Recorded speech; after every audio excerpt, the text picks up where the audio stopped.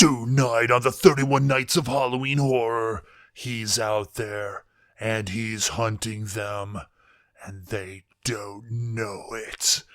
Tonight's movie, Entrails of a Virgin.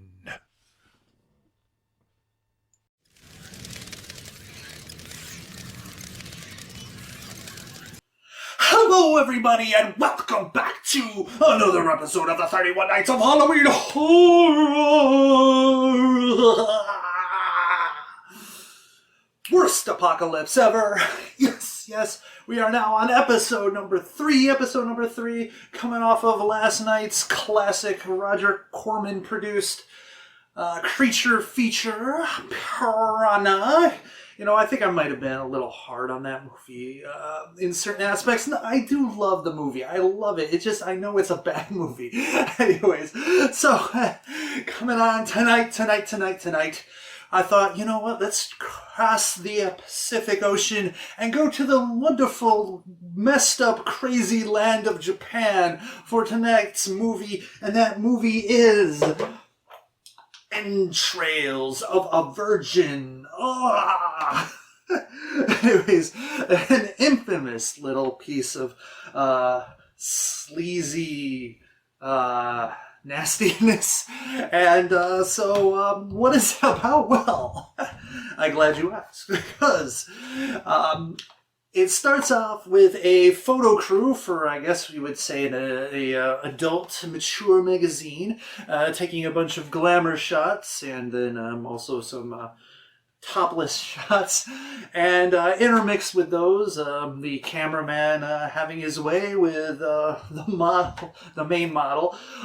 Anyways, after they're done with their photo shoot, they get into their van, the crew goes, and becomes very foggy and dark, and I guess they kind of got lost, and all of a sudden there's this guy in like a raincoat. It just looks like he got thrown into the windshield, and of course they stop and they look and they don't see anyone, so they continue on, and then he gets up and I guess gets pissed off and whatever and covers himself with mud and goes to track them down to murder them. Well, anyways, the group finds themselves in this abandoned resort. I think it has to be, because it's got a tennis court. I mean, anyways, wherever it is, they go and basically have some talks about the future of the business, and then wander off to have sex with each other, basically. And then, of course, the guy shows up and one by one kills the men and has his way with the women. And yeah, basically the plot of the movie right there. So let's get to those scores, shall we? Violence and gore, I'm going to give this a 2.5 out of 5. Look, there's not a lot of murder in there, but what happens is actually kind of spectacular. I mean, we get a nice little hammer smashed face with some eyeballs popping out. I like how they did they kind of made it so artsy. It's like the guy standing there and he sees the guy, you know, raising the hammer up, and then you've got these visions of like a hammer pounding a piece of meat. And it's like okay, I get it. You know, we get a decapitation, we get a nice hook through the chin and the hanging, and also the most ridiculous javelin fake, like when it's stuck to the guy and he's just, you can tell it's rubbery or whatever. Anyways, it's no Omen scene, you know.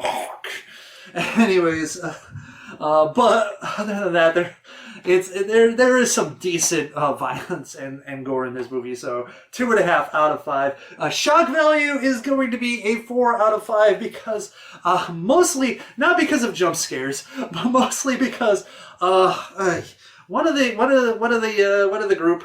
She gets just completely like horny, like insane amounts of horny. She sees who she thought was the love of her life having sex with another lady, and she loses her mind and starts to want it from everything. Finds like, you know, a decapitated head and starts making out with it. Finds the another guy died with the javelin and says, "Come on, I need it." Anyways, suffice it to say, she does some creative things with some dismembered body parts and quite ridiculous, crazy stuff. And then there's a scene where I don't know how to describe it without getting bad, but let's just say the effects where the hand is rummaging around the intestinal areas, I guess you could say, are a bit nasty and quite shocking. The second thing is also how shocking how much sex is in this movie. Holy shit. I didn't expect it. Anyways, so there you go. 4 out of 5. Plot, 1 out of 5. This, like, is just, it's dumb. It's, like, the plot just exists for them to A, have sex, B, have a place to go to get murdered. Bam, that's it. I mean, there's nothing, there's no real character development. I mean, sure, like, the head boss is a sleaze, the photographer is a sleaze, the driver and assistant is a goofball, whatever. You know, the girls are all kind of catty, you know, their way. I don't know. It's just, yeah, whatever. It's no plot. Loosest amount of plot. Yes, they do some interesting things and try to be a little artsy with some of the death scenes. And yes, the ending is kind of interesting with the whole, like, exploding mountain thing, demon child birth, whatever. Anyways, not to spoil anything, but so but overall, yeah, just, I mean, it's like, yeah, it's bare bones, basically, just to facilitate the sex and violence. So 1 out of 5. Acting, I am going to be mean and give this only a 2 out of 5 because it's kind of bad. It's kind of bad. It's not great. I mean, you know, how can you, like, a lot of, like, moaning and groaning and dying, I guess, but just a lot of kind of overacting to situations. You know, lots of overacting to situations. So anyways, whatever. I'm sure they had fun with this movie, but still, just whatever. 2 out of 5. Moving on to Nudity. 6 out of 5. Look, this movie has a lot of nudity in it. I mean, like, in the beginning, like, first of all, I'll get more into this with my enjoyment factor and overall impressions, but the movie is like, you know, oh, we're taking pictures, sex scene, still taking pictures, sex scene, driving in the car, sex scene. We made it to the hotel, whatever, resort thing, sex scene,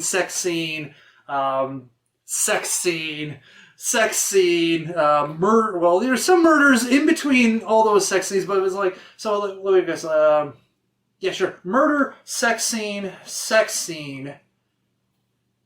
murder, sex scene,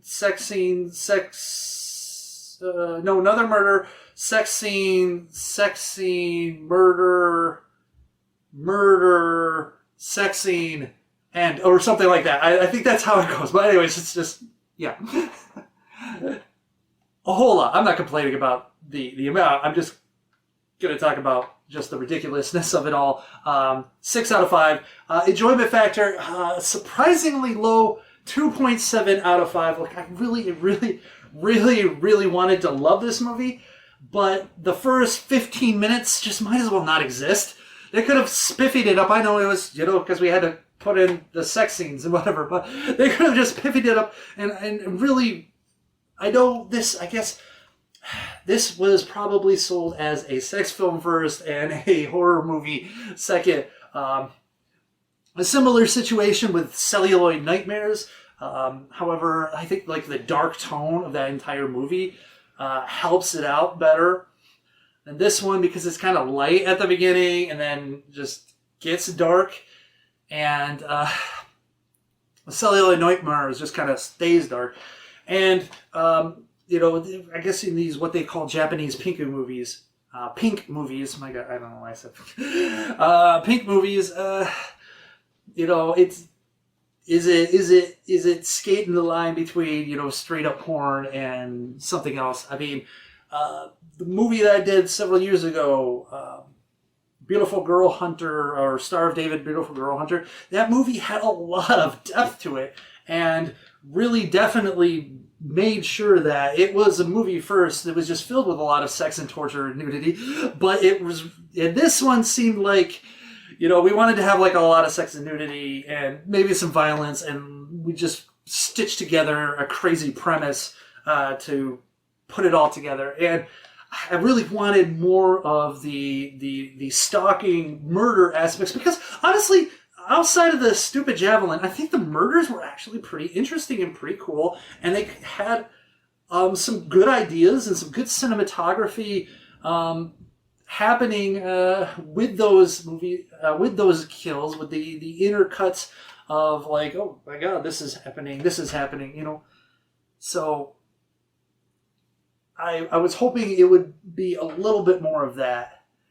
Unfortunately, it wasn't, so I couldn't enjoy it as much as I mean, I did enjoy it. Don't get me wrong, but like the first part of the movie is just such a slog because it's like, there's nothing there but softcore, Cinemax type stuff, and nothing really interesting. And the movie's short, and it's like, I guess maybe they needed to do that to make it longer than 40 minutes or something. I don't know. But anyways, there you have it.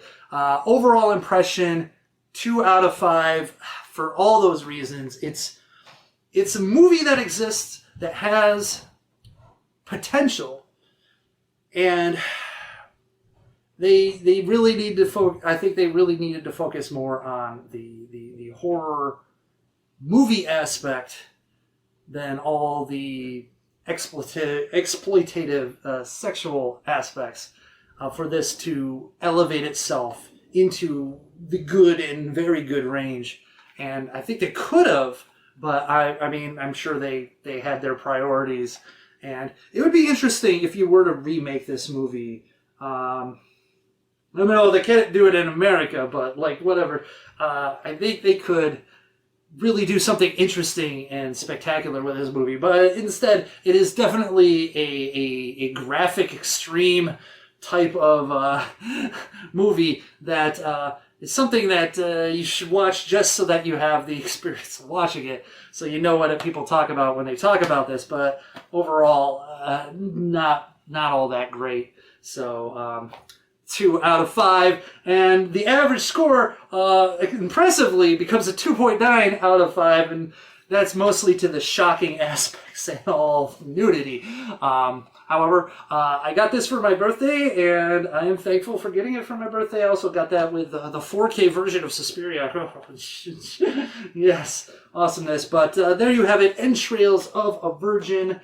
Tell me in the comments what you think. Have you seen the movie? Do you agree with me? Do you disagree with me? What other, you would say, movies in this sort of area would you want me to review? I mean, there's always the infamous Fairy in a Cage.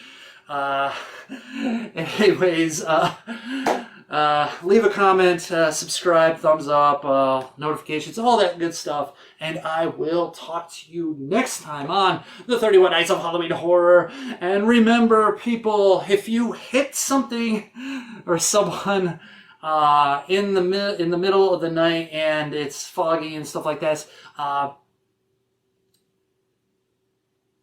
was going to say make sure it's dead, but that's horrible. That's horrible. Don't make sure it's dead. Find it and make sure it's alive and call the police and, make sure it's okay, because you don't know if it will want to murder and rape and murder and rape and murder even at the same time.